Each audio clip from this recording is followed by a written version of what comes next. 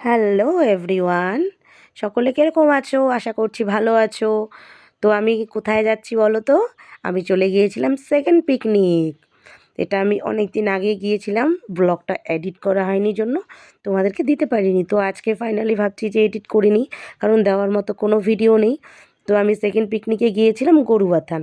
যদিও আমি এর আগে গরুবাথান গিয়েছি, তবুও পিকনিক বলে কথা সবাই ধরেছে। আর পিকনিক গেলে তো এত আনন্দ মজা হয়, সেটা কি আর মিস করা যায়? সেই জন্য সবাই মিলে চলে গিয়েছিলাম আমরা গরুবাথানে আবার।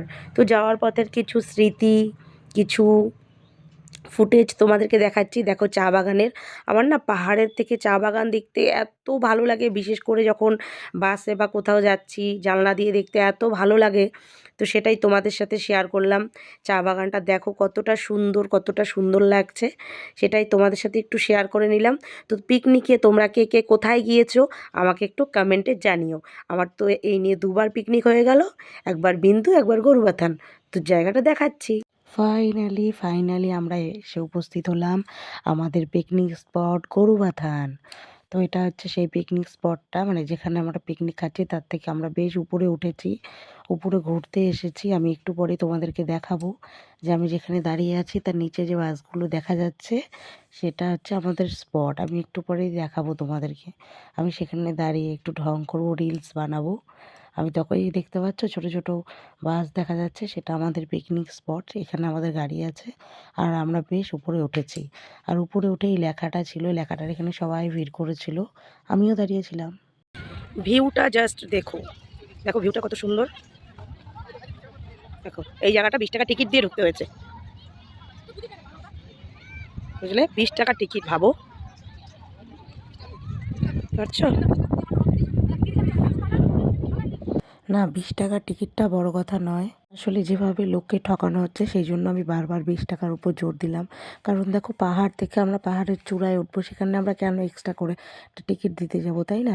আর সেখানে কিছুই ছিল না, তোমাদেরকে তো দেখালাম, শুধু জাস্ট বসার জন্য একটা দুটো ঘর বানানো আর একটু চেয়ার আর একটাই দোকান ছিল, আর কিচ্ছু ছিল না। তো এখানে টিকিট নেওয়ার কি মানেটা হচ্ছে আমি কিছুই বুঝতে পারলাম না। আচ্ছা যাই হোক, সেটা যার যার পলিসি।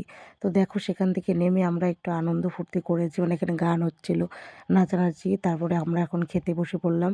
আর মেনুতে ছিল সিম্পল ডাল ভাত, মাছ মাংস স্যালাড, আর কিছু না। কারণ পিকনিক স্পটে গিয়ে সবাই রান্নাবান্না, এত রান্নাবান্না কী করবো। আর দেখো এতক্ষণ পরে তোমার দাদাভাইয়ের দেখা আমি পেলাম। এটা সেকেন্ড রাউন্ড খাওয়া দাওয়া চলছে।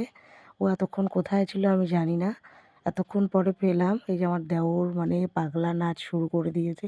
মানে সবাই প্রচণ্ড আনন্দ করেছে আমরা একটা দিন, মানে প্রচণ্ড আনন্দ করেছি একটা দিন, সব কিছু ভুলে আনন্দে মেতেছিলাম আমরা।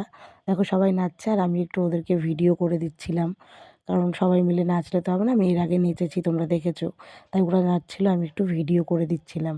এগুলোই তো স্মৃতি না? পরবর্তীতে আমরা তো এগুলোই দেখবো, এগুলোই তো আমাদের আনন্দ আসবে। তো এখন আমরা স্বামী স্ত্রীতে মিলে চলে আসলাম, একটু ভিডিও ফটো তুলছে, কারণ এর আগে ওর সাথে আমার একটা ফটোও তোলা হয়নি এই পিকনিকে এসে।